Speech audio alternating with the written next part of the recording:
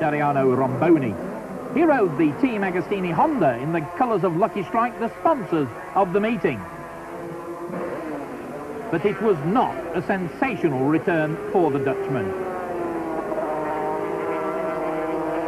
He qualified down in 22nd place, more than 4 seconds a lap down on pacemaker Max Biaggi. It was not a good meeting for 250cc championship leader Tetsuya Harada. Second fastest in the first qualifier on Thursday, things went sadly wrong on Friday in the final time session for the Marlboro Team Rainey Yamaha racer, who just fitted new front and rear tyres and had regained second place on the leaderboard behind pole setter Max Biaggi when this spill happened. Harada badly battered and winded in the tumble and was unconscious for a few minutes. He was taken to the mobile clinic in the paddock for treatment by Dr. Costa and his men. X-ray showed a suspected fracture in his right arm and he was transferred to the local hospitals for further checks.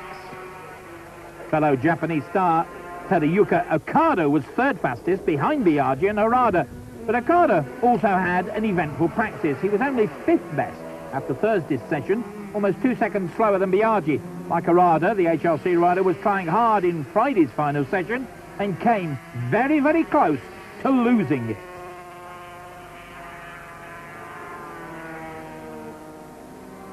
Shades of Randy Mamola.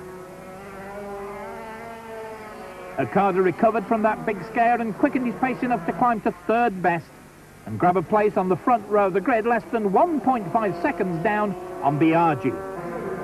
Max Biaggi, on the other hand, had absolutely nothing to worry about.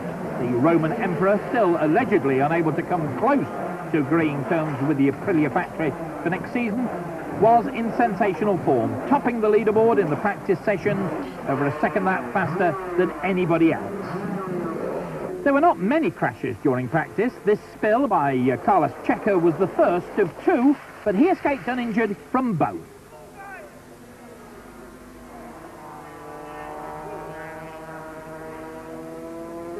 When the checkered flag went out to end the practice sessions, it was Biaggi who was looking good, and not for the first time this year. The opposition looked very much in disarray.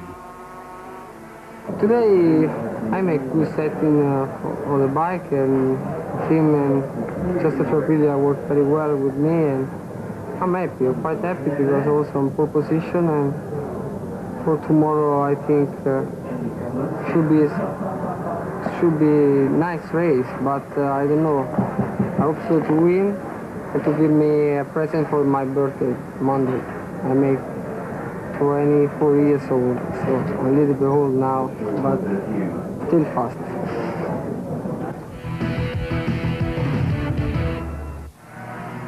Daryl Beattie discovered at Assen that the dramatic world of Moto Grand Prix can kick you in the teeth when you least expect it. The 24-year-old Australian was not apparently trying too hard on the Lucky Strike Suzuki when he crashed out of the Dutch TT. 1 minute he was leading the 500 World Championship by a comfortable margin after 6 Grand Prix, where he scarcely put a foot wrong. The next he was preparing for a flight to England, clutching these x-rays of his broken collarbone. Well, I guess it was just a normal high side, and I've broken my collarbone, and I'll have some surgery done on my collarbone probably tonight or tomorrow morning in London, and it's the same collarbone that I've done before, and I've had the same thing done, and I'll be fit and back for Le Mans. With Beattie out of action, Mick Doohan looked to be able to breathe a little easier. But Assen was without doubt, and understandably, Doohan's least favourite, after all the bad luck and injury he'd sustained at the Dutch Grand Prix over the years. But the 30-year-old reigning world champion shrugged off any bad thoughts, though he was less than complimentary about the circuit in the press conference at the end of the qualifying sessions. He was not the fastest in qualifying for the first time this season, but many people in the paddock thought he looked more relaxed and at ease than he'd done since his 2 victories at the start of the season. Was this because Beattie wouldn't be racing? Loris Capirossi was third fastest in practice, and the young Italian admitted that he was enjoying riding the 500 Marlboro Team Pelleri Honda more than he'd ever done before. He was riding the bike instead of being taken for a ride, he admitted. On Thursday, using a hand-operated rear wheel brake for the first time, he was 5th fastest, despite a raging headache. For Friday, he'd reverted to the conventional foot brake lever, the headache had gone, and Loris was 3rd fastest for the 4th time this year.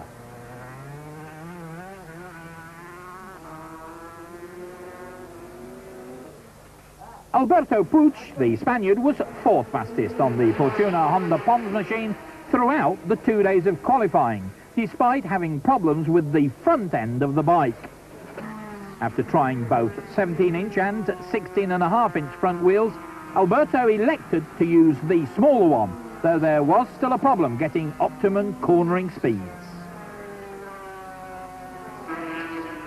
Fastest of all in practice was another Spaniard, Alex Crevier, on the Repsol Honda. It was the 25-year-old's first ever 500cc pole position, and in fact the first time a Spanish rider had ever achieved that feat. Crevier was 3rd fastest on Thursday after the opening session, and that would have been his best qualifying performance of the season.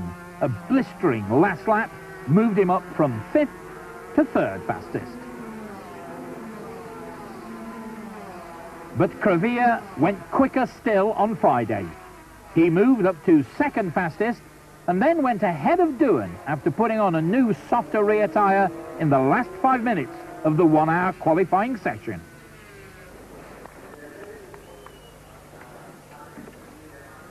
Happy faces in the Repsol Honda pits.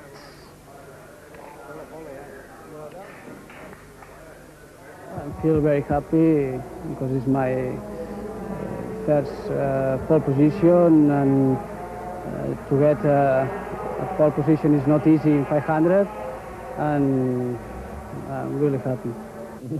It's not important at all. You know, our main concern is to try and get the bike set up as best possible for tomorrow, and we're working real hard on trying to get that. Like at the end of the session, we were circulating, but we weren't circulating that fast, and just trying different things. And you know, that's my main aim, not to put in a soft tyre and go for a lap. Today is very happy. It's too much work for the setting the bike. Now my bike is it's not very good. My possible for tomorrow is good race. Maybe the setting front fork and rear suspension now is good.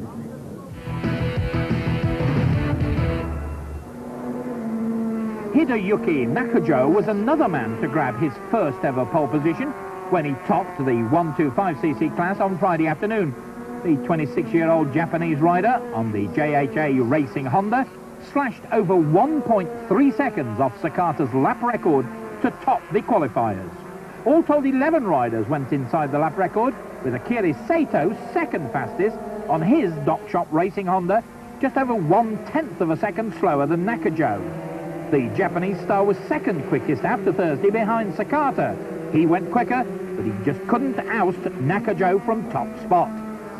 Once again, Spaniard Emilio Alsamora prevented a Japanese clean sweep on the Scott Racing Honda. Down in 6th place after the first session, Alsamora took almost 2 seconds off his best lap to stake his claim for a place on the front row of the grid. Reigning champion Kazuta Sakata was 4th fastest after topping the first day's qualifying session on the Aprilia, but it was all very close. Just a 1/5 of a second separated the top 4. Join the huge crowd at Assen then for all the race highlights right after the break. So the 250cc race starting this year's Dutch Grand Prix at Assen, and there is Akada, 3rd fastest in qualifying. Argy then at the front of the field, Waldman, then Akada, then is Rugia, and Bale. Behind Bale was Jurgens van der Goor. Alberto Puig working out in his mind where he thinks he might be quicker than Doohan, but Doohan has begun to stretch a slight advantage, but the others might be able to pull that back now. What's Crevier going to do? Is he prepared to sit back in 3rd place? Will he go for 2nd spot? Will he go for the lead, in fact? Crevier in pole position in practice. A win would look good, and he's level with Alberto Puig going into the chicane for the penultimate time, and once again Alberto Puig holds him off. We're about to start the final lap of the 1995 500cc Dutch Grand Prix, and any one of these three men could win. And again, there's slower traffic down the racetrack. Now, will the slower men move? He changes his mind. They're going to go through line of stern, and it's Doohan who's going to win. And a tail ender just moves over as well. It's Doohan the winner, Crevier in second place, and Alberto Puig in third spot. Caparossi is fourth home. Well, what a marvellous race. Doohan the winner, his teammate Crevier a good second, but a bitterly disappointed Alberto Puig surely in third spot. And Mick Doohan with the Australian flag